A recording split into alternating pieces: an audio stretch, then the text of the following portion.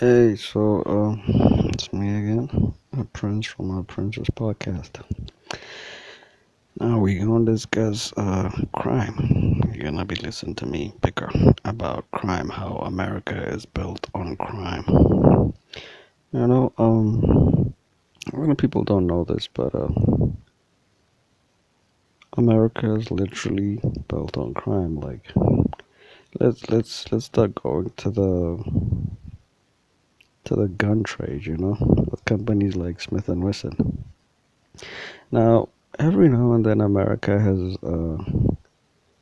I don't know, should I call it an event or a thing where they say, okay, fine, everybody who has guns that are illegal or whatever must send them into the police station, and there won't be any questions asked. They'll just take them. They say they're getting guns off the street, but if they really wanted to get guns off the street, wouldn't they just close the companies that sell guns? I feel like that would save so much time. Like shut down the companies, close down the arms stores, and just don't have guns anymore, and then take them from the people. But they won't and can't do that because it's profitable. They pay tax, and these companies also bribe politicians so that certain laws won't pass where guns are not allowed anymore. And they pay a lot of money, the type of money that builds states and whatever. Just like the drug trade.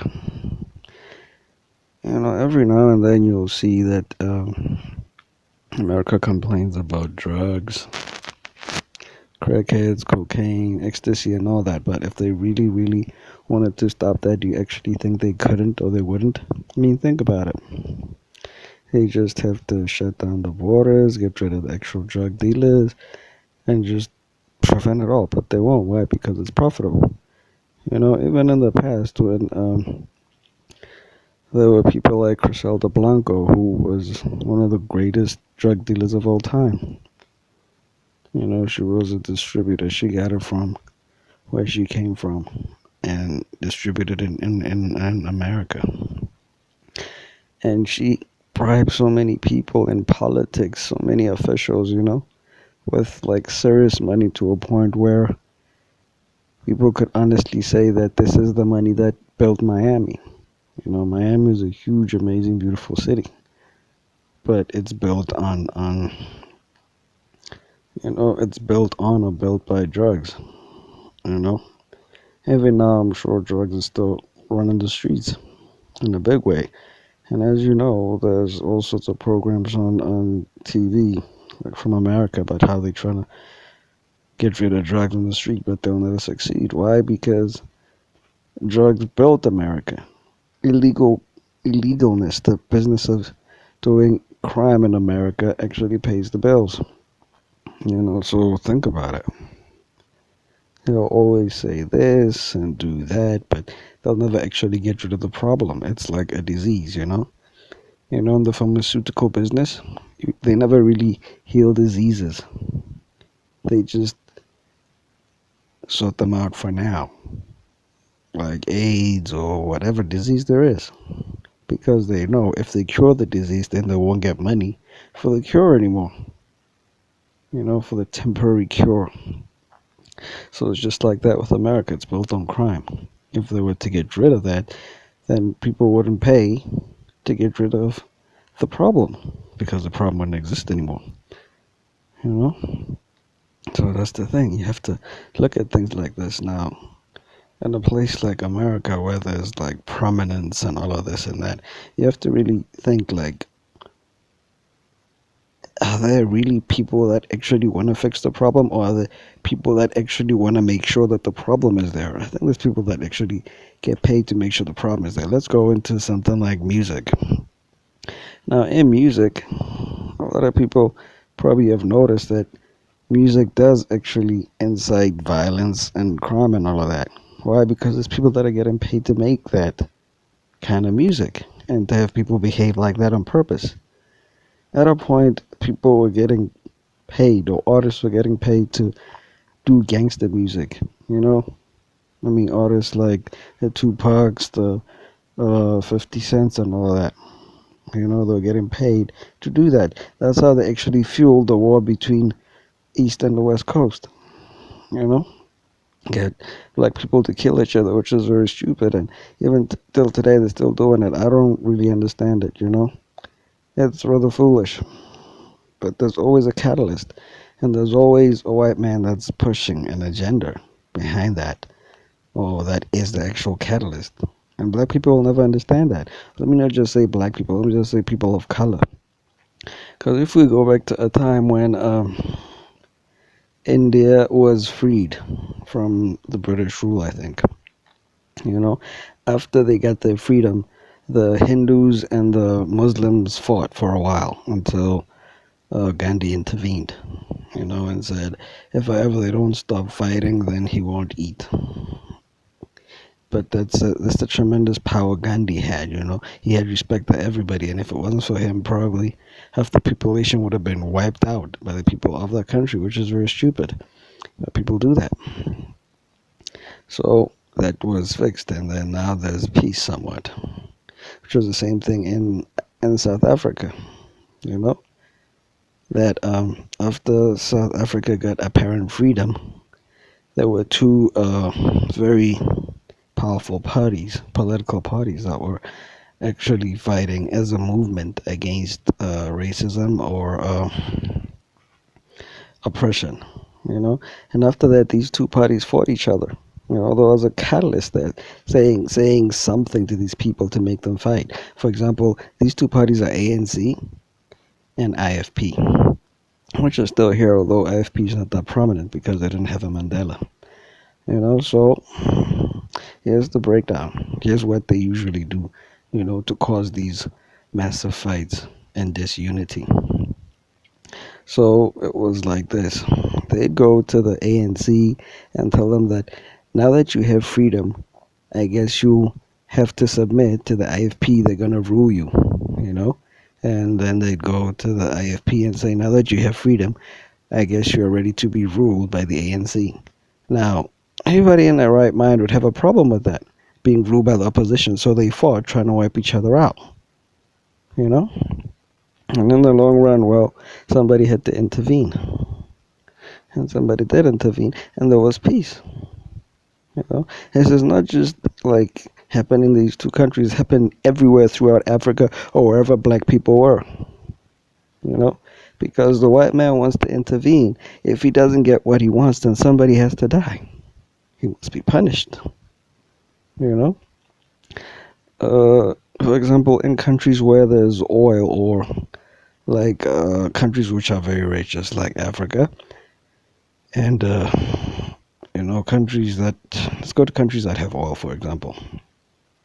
Now, we know about the Holy War, even though we don't know why there was a Holy War. It didn't make sense. These are people of the same color in the same country. Why they were fighting? Because the white man couldn't get what he wanted, so people had to fight. And amidst their fighting, then he could get in, sneak in, and do whatever he wants. Now, there's countries where the white man couldn't get his way, which is actually commendable. Because the white man will work very hard to make people fight against each other so that he can push his agendas. Now, this is happening everywhere. By the white man, I mean like the Europeans, because you can't say Americans, because Americans are pretty much the British. The British went to America and took over. And then they also came to Africa, did the same thing.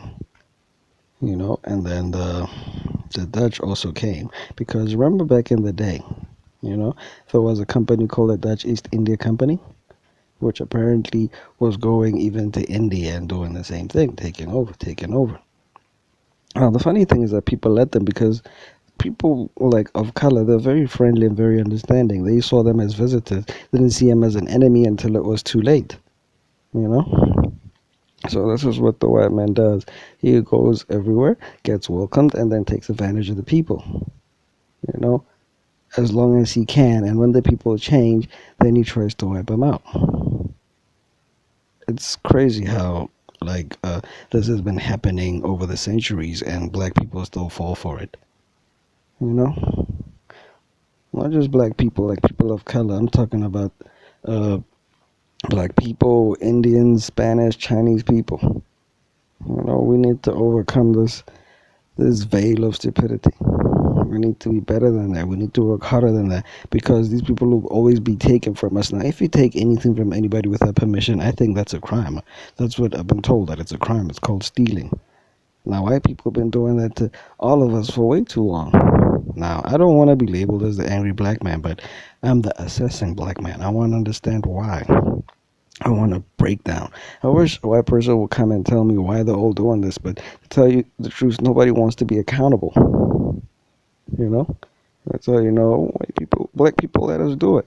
Black people needed to be ruled. They needed to be showed the way. And the problem with the white man is that they will go to a country or a continent or whatever and drain its resources.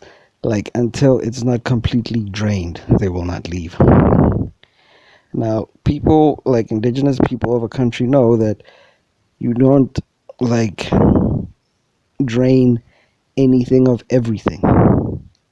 Even on a tree, unless if you want it to die, you'll take off all the fruits and cut down all the leaves and branches and then it'll die. But if not, then you only cut a bit. That's what they call pruning. You cut a bit, you take off a bit. Because that tree or that plant still needs nutrients. So that's the thing. When the white man came to Africa, they just wanted to take everything. And saying the black man was foolish, the Indian man was foolish, the Chinese man was foolish. But no, we weren't foolish. We knew that we should only take so much so that the planet can survive. You know, we didn't want to kill it. We just took what we needed. Because when you take more than what you need, then it all goes to waste. Think about it. If you take all the fruits from a plant more than what you need, then most of it will rot. So you have to think for tomorrow. Think for your resources. So that's just the thing that the white man doesn't look into. Now they managed to destroy this planet. And they're not gonna say, okay, fine, with our industrial equipment, with all our smog, with all our everything, we destroyed the planet. They won't say that. They'll say we did it, and we didn't even have the money or the resources to do any of that. Even if we did, we were smart enough not to. So I don't know. I think we should try harder, and the white people should just come down and just try to work with us and stop trying to make us fight each other, because the more they trying to make us fight, it's gonna reach the point where we unite and we go against them, and there's no way in which they could win. We're just too many. So they should take that into account, be respectful, and let's all treat each other properly with humanity and sensibility. That's what I think. That's what I believe. And if you disagree with this, then I cannot help you. As a white person listening to this, understand, I'm not trying to fight with you. I'm in pain because of what I'm seeing, what's going on around the world. As a white person, you should know all the problems that people of color are facing, and as a people, as a human race, the problem that we're facing with our planet. Yes, it's good to make money and all that, but sometimes you have to think for other people, think for the race. Because it doesn't make sense when white people do stuff and then turn around and say they didn't know. You knew very well when you created a virus that it's going to kill people, but you didn't think that it was going to kill your people. But as a white person, you should know you can't keep the white person away from anything, because you guys are nosy. You always want to be there. You always want to hear. You always want to see. That's why white people get killed and eaten by animals when they're in Africa. So innocent white people get shot. Because you always want to know. You always want to see. That's why America is one of the nosiest countries in the world, where they want to keep an eye on what everybody is doing every time around the clock. We know. Well, we know. We just trying to see how far you're going to get and what you're going to do with all this information. America. So can't you just live your life in peace and just fix your country rather than try to destroy everybody's country? Because it doesn't matter what you do, what you take, you will not be able to fix your country with other people's resources or whatever. All the money in the world cannot change the world. Haven't you learned that over the years? Only cooperation and working with other people can do that. So stop acting like you don't know. We know you smart enough. Make peace, not problems. You know? And my African people, come on. Let's be stronger. Let's work together. Let's be smart. Not just African people, but all the people of color. We can do better. Let's work hard at it. Let's make peace with each other and work hard with each other to build a better world. All in all, that's my word for today. Love, peace, and happiness to everybody. It's been real. Till next time. Peace.